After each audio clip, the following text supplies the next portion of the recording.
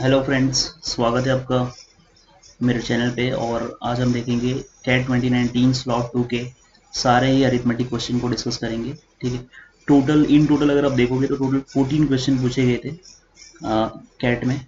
सो सारे क्वेश्चन मैं डिस्कस कर रहा हूँ, आप देखोगे with one of the best approach मैं आपको सिखाऊंगा। सो आप स्टार्ट टू एंड तक बने रहो। बस स्टार्ट करते हैं। फर्स्ट क्वेश्चन देखना। इन 2010 a library contained total number of 11,500 books in two categories, fiction and non-fiction. ठीक है। In 2015, the library contained 12,760 books in these two categories. So, fiction और non-fiction की कितनी बुक्स थी? 11,500 बुक्स थी। और ये कब का सीन है? ये है 2010 का। ठीक है, अब 2015 में ये कितना हो गया? 12,760 हो गया। ठीक है, अब ये क्यों हुआ रहेगा? ऑब्वियसली देखो, during this period there was 10% increase in fiction category while there was 12% increase in the non fiction category. मतलब आप बोल सकते हो कि ये जो एक्स्ट्रा इंक्रीमेंट हुआ है वो क्यों हुआ रहेगा? 10% फ्रिक्शन कैटेगरी में इंक्रीज हुआ फिक्शन में, और नॉन फिक्शन कैटेगरी में कितने का इंक्रीज हुआ है? 12%। और ये पूरा टोटल किसके इक्विवेलेंट है? आप देखो कितने का गैप है ये, 760 और 500 कितना हो जाएगा? 1260 का। ठीक है, आपसे फाइनली देखो क्या पूछा है, how many fiction books were in the library in 2015। So non fiction books में तो 12% का इंक्रीमेंट हुआ है, मतलब कितनी बुक्स होनी चाहिए? 112% होनी चाहिए नॉन फिक्शन। ये आपको पूछा है ना, आपको ये ढूंढना है। ठीक है, अब देखो सिंप्लीफाई करते हैं इसको। ये 10% फिक्शन, और अगर आप देखोगे यहाँ से फिक्शन प्लस नॉन फिक्शन का सम कितना था? 11,500।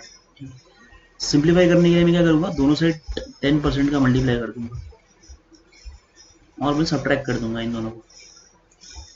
सो 12% माइनस 10% कितना आ जाएगा? 2% of non fiction is equal to, इस नंबर का 10% अगर आप देखोगे तो कितना आएगा दोस्तों? 10% आएगा 1150, मतलब 1260 माइनस 1150 कितना आ जाएगा? ये 110 आ जाएगा। Yes, 110 corresponds to what? 2% of non fiction. But आपको ढूंढना क्या था? 112% ढूंढना है। सो 2 को अगर 112 बनाना है तो किसका मल्टीप्लाई करोगे? 56 का करोगे, तो यहाँ पे भी 56 का मल्टीप्लाई हो जाएगा। 56 इंटू 110, देखो 56 इंटू 110 कितना होगा? 56 इंटू 10 560 हो जाएगा। 560 प्लस 56 616। सो आंसर क्या आ जाएगा? 6160। बट ये इस क्वेश्चन को सॉल्व करने का बेस्ट मेथड नहीं है। ठीक है, ऑल्दो मैंने आपको आपका इसका अप्रोच बता दिया कि कैसे सॉल्व करना है, बट एक्चुअल एग्जाम में आपका थोड़ा माइंड और भी काम करना चाहिए। देखो आपको अल्टीमेटली ढूंढना क्या था? 112% ढूंढना था। यस, सो मैं 112 को स्प्लिट कर लेता हूँ।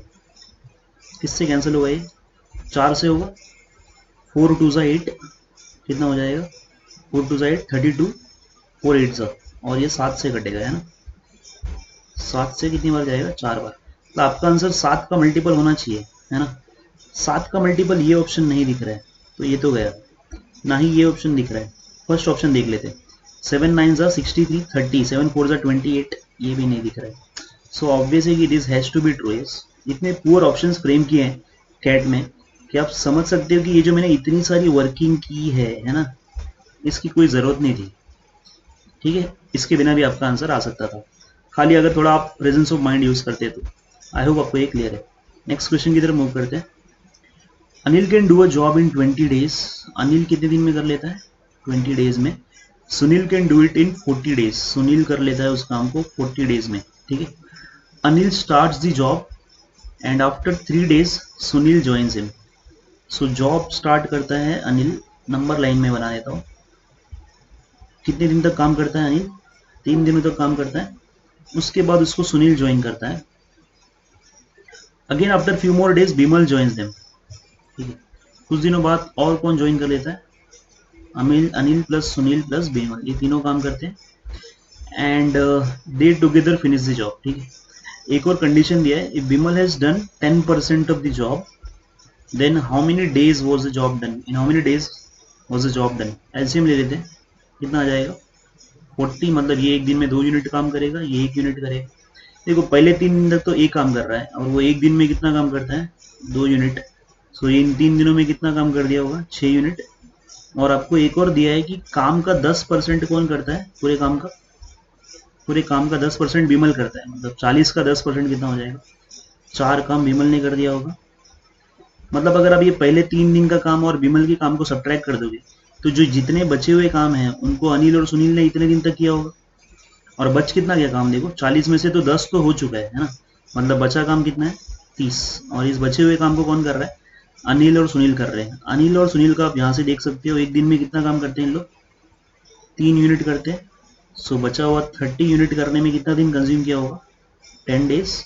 मतलब आप बोल सकते हो कि ये जो टाइम ड्यूरेशन मैंने प्लॉट किया है, ये कितने दिनों तक रहा होगा, 10 डेज तक, है ना।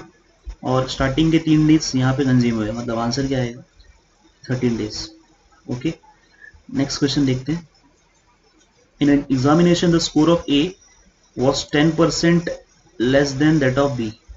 सो ए का स्कोर कितना था, 90% रहा हो, बी के स्कोर को 9/10 टाइम्स बी था। सेकंड देखते हैं, and the score of B was 25% more than that of C. 25% more है, मतलब 125% रहा होगा, मतलब 5/4 टाइम्स रहा होगा, है ना। नेक्स्ट देखते हैं, and the score of C was 20% less than that of D. C का स्कोर कितना था, 20% लेस, मतलब 80% रहा होगा।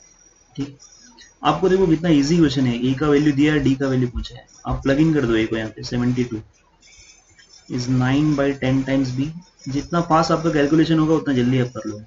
ये 8 जाएगा, सो बी का वैल्यू कितना आ जाएगा, 80, विच इज इक्वल टू 5/4 सी। ये 16 बार जाएगा तो 64 हो जाएगा ये, और ये 4/5 डी हो जाएगा। ये 4 इसको कितनी बार काट देगा, 16 बार, 16 फाइजा कितना हो जाएगा, 80, मतलब आंसर क्या आएगा, 80। ओके गाइस, नेक्स्ट करते हैं। Salary of Ramesh, Ganesh and Rajesh. Ramesh, Ganesh and Rajesh कौन सी रेशियो में था, 6:5:7। इन विच ईयर, इन 2010। ठीक है, and in the ratio of 3:4:3 इन 2015। 2015 में ये रेशियो हो जाता है कितना, 3:4:3। यस, बोल रहा है if Ramesh salary is increase by 25% during this period. So यहाँ से यहाँ तक रमेश की सैलरी में कितने का इंक्रीमेंट हुआ है, 25% का इंक्रीमेंट हुआ है। यस, सो 6 का अगर 25% बढ़ा दोगे तो 6 का 125% हो जाएगा, मतलब 6 का 5/4 टाइम्स हो जाएगा। और 30/4 कितना होगा दोस्तों, 7.5, है ना। मतलब एक्चुअल में उसकी सैलरी कितनी हो जानी चाहिए थी रमेश की, 7.5, बट है कितनी दिख रही है, 3। 3 को 7.5 बनाने के लिए किसका मल्टीप्लाई करोगे, 2.5 का। ठीक है, आगे देखना। Then percentage increase in Rajesh salary पूछा है इस पीरियड में, तो यहाँ पे भी मल्टीप्लाई हो जाएगा किसका, 2.5 का, तो ये कितना हो जाएगा, 7.5। सो राजेश का पहले सैलरी कितना था, 7, अब हो गया है 7.5। इंक्रीमेंट हुआ है 0.5 का, over what, over 7, which is equal to what, 1/14। And 1/14 आपको पता है कितना होता है, 7.14%। यस, नेक्स्ट क्वेश्चन देखते हैं। In an examination Rama score was 1/12 of the sum of the scores of Mohan and Anjali. So Ram का स्कोर क्या था, मोहन और अंजलि के स्कोर का 1/12 था। यस, ये दिया हुआ है, आगे देखना। After a review the score of each of them is increase bye 6। सबकी स्कोर में 6 का इंक्रीमेंट हुआ है, और बोल रहा है the revise score of Anjali, Mohan and Rama were in the ratio of 11, 10, 3। सो रामा का स्कोर अगर 6 से बढ़ जाए, और इन दोनों का भी अगर 6-6 से बढ़ रहा है, मतलब मोहन, अंजलि और ये 12 से बढ़ जाएगा, क्योंकि दोनों में 6 का इंक्रीमेंट होगा, तो जो नया रेशियो है वो इस रेशियो में। अब देखना, ऊपर आपने राम का स्कोर लिखा है ना, रामा का स्कोर लास्ट वाला है, ये 3 पार्ट्स है, और अंजलि और मोहन का स्कोर ये पहला 2 है। सो 11 और 10 कितना होगा, 21। सो 3/21 आएगा, तो 3/21 कितना हो जाएगा, 1/7। अब आप यहाँ पे x ले लो, वेरिएबल ले लो, तो ज़्यादा अच्छा होगा। राम की वैल्यू को मैं x ले लेता हूँ, और मोहन प्लस अंजलि को 12x ले लेते हैं, प्लग इन करते हैं यहाँ पे। So x + 6 upon 12x + 12 is equal to 1/7। So 7x plus 42 is equal to 12x plus 12 हो जाएगा। 7x 12x minus 7x is 5x is equal to 30। So x कितना आ गया 6। ये x 6 आ गया, मतलब राम का जो प्रीवियस स्कोर था वो कितना था 6। यस, आगे देखो क्या पूछा है। Then Anjali score exceeds Rama score by. अब देखना अंजलि का जो करंट स्कोर है अपॉन रामा का जो करंट स्कोर है उसका रेशियो दिया हुआ है हमें। अंजलि और रामा ये है ना, पहले फर्स्ट और थर्ड, अंजलि और रामा के स्कोर का रेशियो देखो कितना है, नए स्कोर का 11/3 है ना। और रामा का नया स्कोर आप निकाल सकते हैं। वैसे रामा का प्रीवियस स्कोर 6 था, है ना, अभी देखा ना हमने x की वैल्यू 6 है, तो अभी 6 से बढ़ गया था नया स्कोर, तो मतलब 12 होगा। इज इक्वल टू कितना आ गया 11/3, 3 4 आ जाएगा। और अंजलि का करंट स्कोर कितना आ जाएगा, ए डैश आपका आ जाएगा 11 4 44। ठीक है, ए डैश 44 है और आर डैश कितना है, आर डैश है 12। इन दोनों का डिफरेंस पूछा है आपको, कितना आ जाएगा 32। यस, सो ये आंसर आ जाएगा। नेक्स्ट क्वेश्चन देखते हैं। Two ants A and B starts from point P on a circle at the same time. ठीक है, तो दो एंड्स हैं, सर्कल ड्रॉ कर लेते हैं। पॉइंट पी से जा रहा है, एक जो ए वाली है वो क्लॉकवाइज जा रही है और जो बी वाली एंड है वो एंटी क्लॉकवाइज जा रही है। with A moving clockwise and B moving anti-clockwise. They meet for the first time at 10 am. When A has covered 60% of the track. 60% of the track मतलब यहाँ पे कहीं रहा होगा, ठीक है, तो 60% है और दूसरे B ने कितना कवर किया होगा 40%, मतलब रेशियो कितना आ जाएगा 3/2। मतलब अगर मैं A से लेके इस पॉइंट को नाम दे देते हैं X, A से X का डिस्टेंस अगर 3x है तो ये डिस्टेंस कितना होगा 2x। यस, ठीक है। They meet for the first time at 10 am when A has covered 60% of the day. देखो इनका फर्स्ट मीटिंग यहाँ पे हो रहा है और आपको पता है दोनों सेम टाइम पे निकले थे। सेम टाइम पे अगर निकले तो इस पॉइंट पे टाइम कांस्टेंट होगा, और अगर टाइम कांस्टेंट होता है तो स्पीड और डिस्टेंस क्या होता है, डायरेक्ट प्रोपोर्शन में होता है। सो मैं बोल सकता हूँ कि A की स्पीड अपॉन B की speed is equal to distance travelled by A upon distance travelled by B। Yes, तो speed of A upon speed of B is equal to distance travelled by A, देखो कितना है 3/2 आ जाएगा ना। Yes, ये आपको clear है। नेक्स्ट देखना, if A returns to P at 10:12 then B returns to P at what. A returns to P, यहाँ पे पहली मीटिंग होती है 10 बजे, ठीक है। इसके बाद A को यहाँ से यहाँ तक पहुँचने में कितना टाइम लग गया 12 मिनट लग गया। मतलब आप बोल सकते हो कि A 12 मिनट में कितना डिस्टेंस कवर कर रहा है 2x, और स्पीड क्या होती है 1 मिनट में कितना कवर करते हैं ना, 1 मिनट में कितना कवर करेगा 2x/12 विच इज x/6। मतलब आपको किसकी स्पीड मिल गई, स्पीड ऑफ A मिल गई है। स्पीड ऑफ A अगर आपको मिल गई है तो आपको स्पीड ऑफ B भी मिल जाएगी, x अपॉन, मैं यहाँ पे प्लगिंग कर रहा हूँ, x upon 6SB is equal to 3/2 हो जाएगा। ये 2 3 आ जाएगा और SB कितना आ गया, SB आ जाएगा 9/x। Yes, sorry SB is x/9, उल्टा लिख दिया मैंने। SB कितना आ जाएगा x/9, है ना। स्पीड ऑफ B कितना आ गया x/9। अब आपको बोला है कि B returns at P, B को P पे आने में कितना टाइम लगेगा। तो B का अगर आप देखोगे P तक अगर उसे पहुंचना है इस पॉइंट से तो कितना डिस्टेंस कवर करना पड़ेगा 3x, है ना। सो टाइम आपको पता है क्या होता है, डिस्टेंस अपॉन स्पीड। टाइम ही पूछा है ना कितना टाइम लग रहा है, डिस्टेंस कितना ट्रेवल करना पड़ेगा 3x अपॉन B की स्पीड कितनी है, speed of B is x/9। सो कितना आ जाएगा 27 मिनट जाएगा, है ना। सो आंसर क्या आ जाएगा 10:27। ठीक है, ये क्वेश्चन अगर आपको फर्स्ट गो में नहीं क्लिक होता है एग्जाम में तो आप थोड़े टाइम के लिए अवॉइड कर सकते हो, बाद में आ सकते थे इस क्वेश्चन का। नेक्स्ट क्वेश्चन देखते हैं। Mukesh purchased 10 bicycles in 2017 all at the same price. सबका कॉस्ट प्राइस सेम है। He sold 6 of these at profit of 25%। मतलब जो आर्टिकल 6 आर्टिकल है 25% प्रॉफिट पे सेल करता है, and the remaining 4 eight a loss of 25%। जो बच गए 4 है वो लॉस ऑफ 25% पे सेल करता है, ठीक है। तो आपको क्या पूछा है, if he made a total profit of, total profit कितना हो गया 2000, then is purchase price of a bicycle, एक बाइसिकल का परचेस प्राइस पूछा है, मतलब एक बाइसिकल का कॉस्ट प्राइस पूछा है।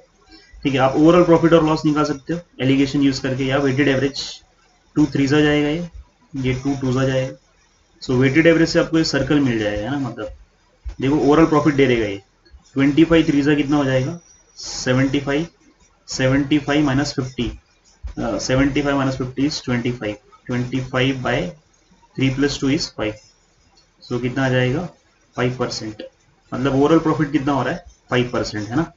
ही मेड अ टोटल प्रॉफिट आपको दिया हुआ है, देखो अगर मैं अज्यूम करूँ कि एक बाइसिकल का कॉस्ट प्राइस x था, सो उसके पास टोटल बाइसिकल्स कितने थे 10x, है ना, 10 का इतना कॉस्ट प्राइस होगा, और इस 10x पे कितना ओवरऑल प्रॉफिट हो रहा है 5% का, 5% कितना होता है 1/20, है ना। तो 10x का 1/20 is equivalent to what, is equivalent to 2000, so ये जीरो कट जाएगा, x कितना आ जाएगा 2 2 4000, मतलब एक बाइसिकल कितने का था 4000 का। नेक्स्ट देखते हैं, अमल अमल invest 12,000 at 10% at 8% interest compounded annually and 10,000 at 6% interest compounded semi annually। ठीक है, दूसरा वाला किस पे कर रहा है सेमी एनुअली कर रहा है, आपको ध्यान रखना है।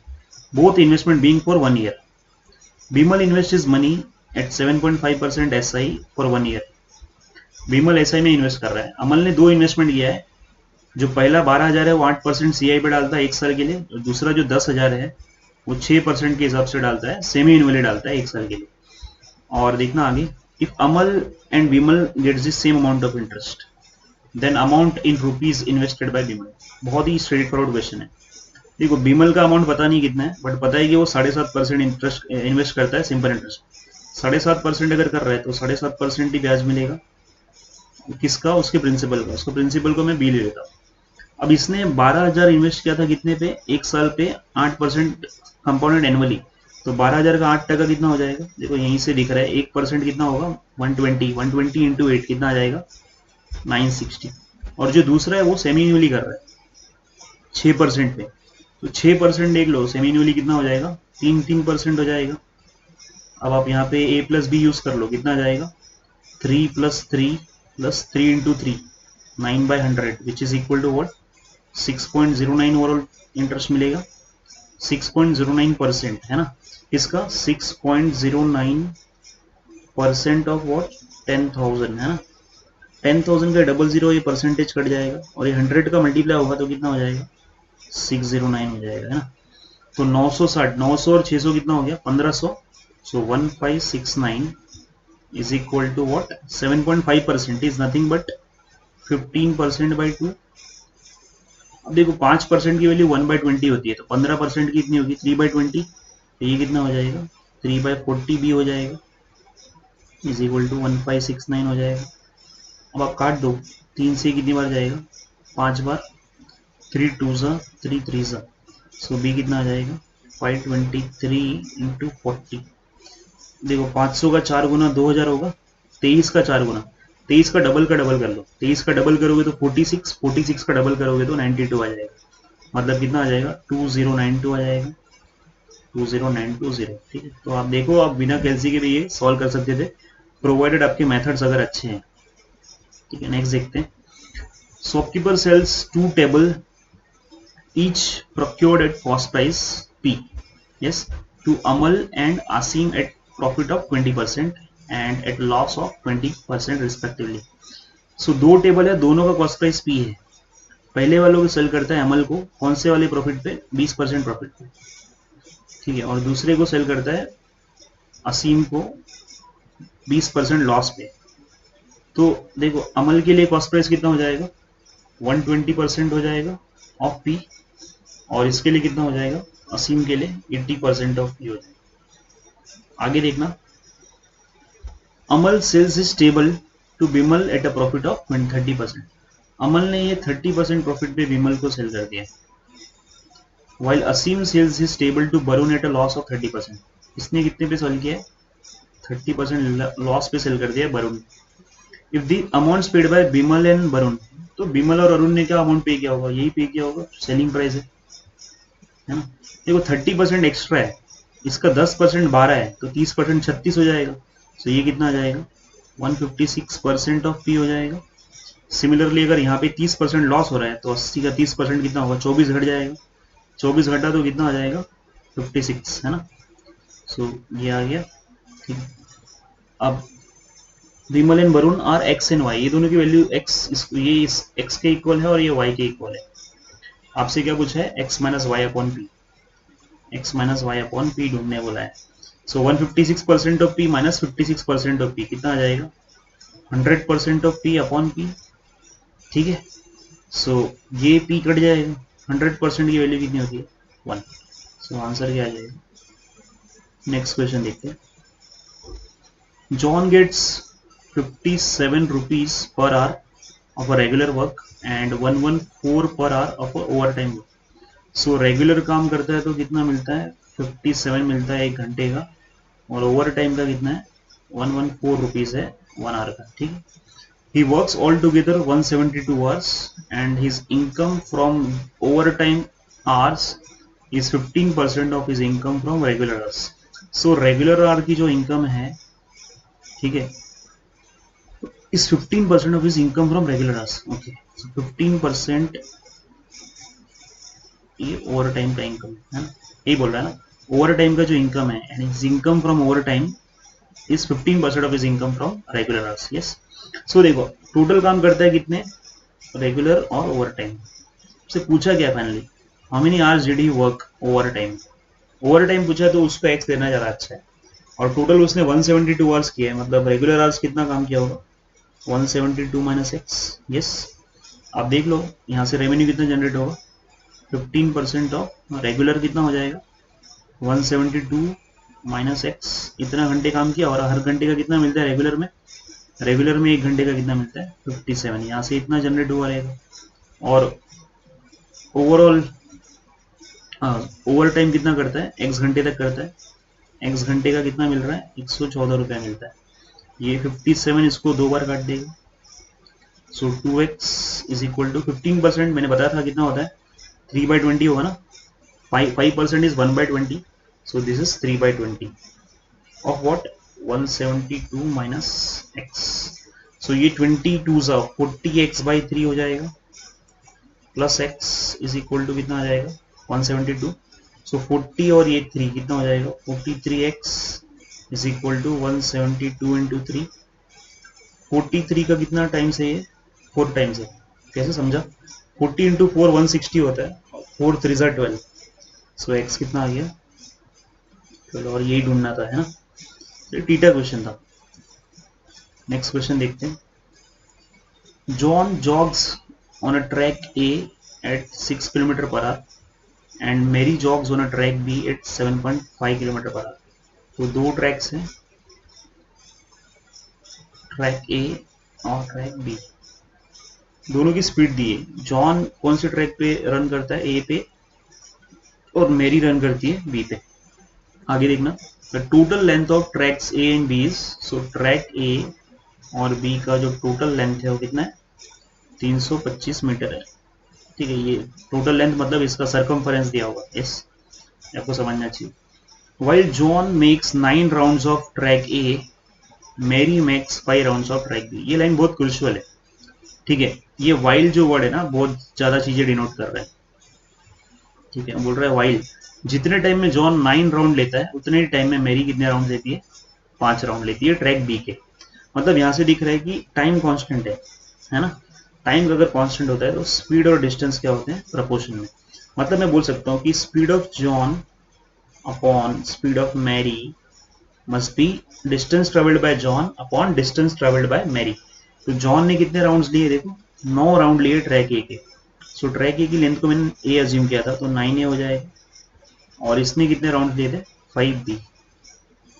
इनकी स्पीड आपको दी हुई थी ना, जॉन की स्पीड कितनी थी 6/7.5 is equal to 9/5 A by B.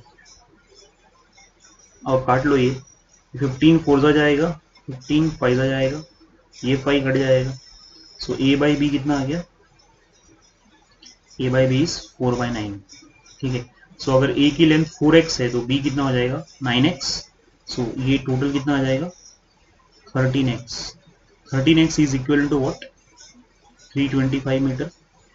So x ढूंढ लो, 13 टू ज़ा 26, 65 आ जाएगा, 13 5 ज़ा x कितना आ गया 25 मीटर आ गया। यस आगे देखो पूछा गया in how many seconds will Mary make one round of track ए।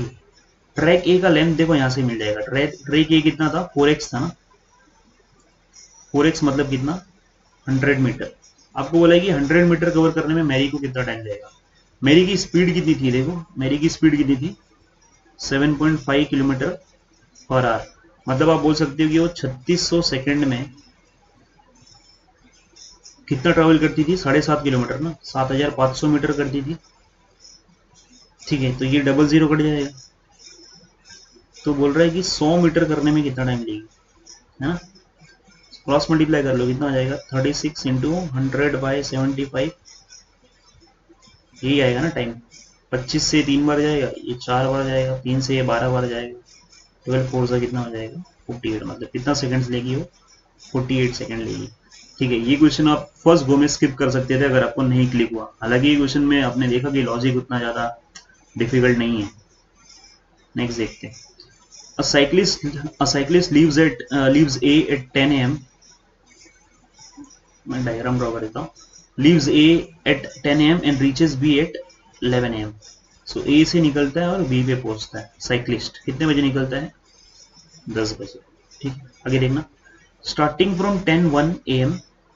कितने बजे से 10:01 से every minute a motorcycle leaves A and moves towards B. 45 such motorcycle reach B by 11 a.m.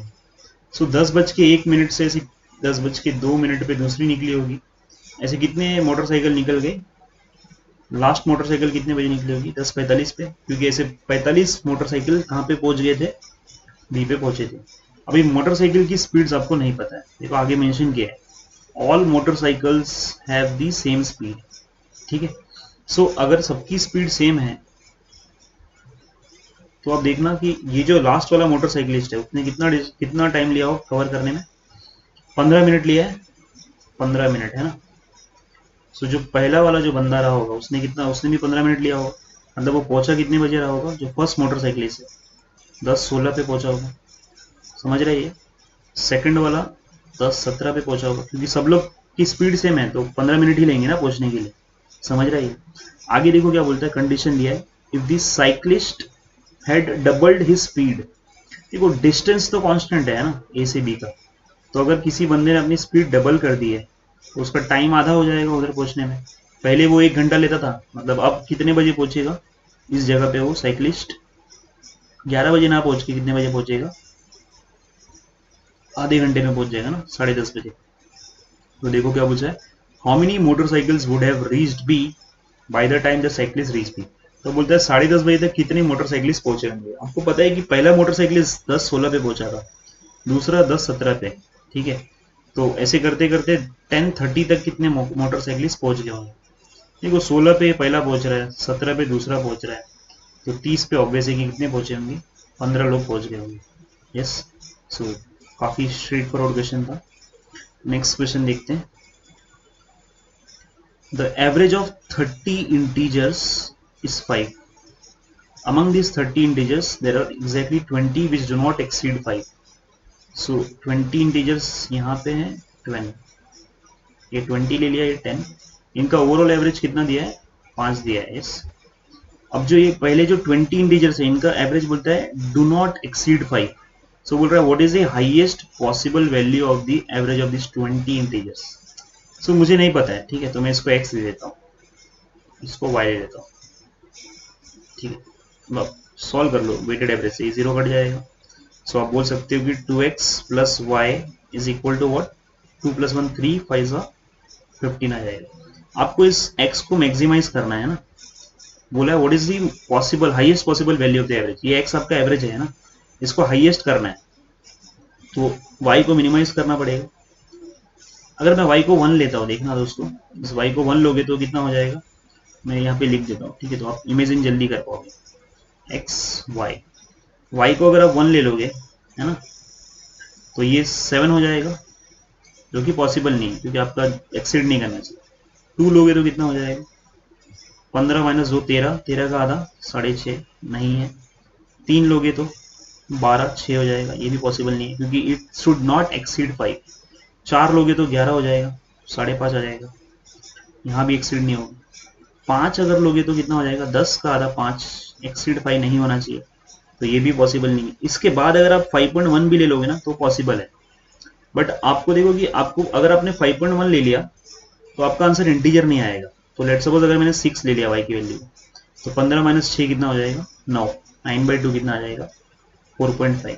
ठीक है, और आप देखो ऑप्शन में मैक्सिमम वैल्यू भी 4.5 ही है क्योंकि इट शुड नॉट एक्सीड 5 बोला है ना, तो ये तो कभी पॉसिबल ही नहीं था क्योंकि स्पेसिफाई किया था ना, विच डू नॉट एक्सीड 5। ठीक है, सो 5 से कम होना चाहिए। 5 से कम कौन सा आंसर आ रहा है, 4.5 आ रहा है।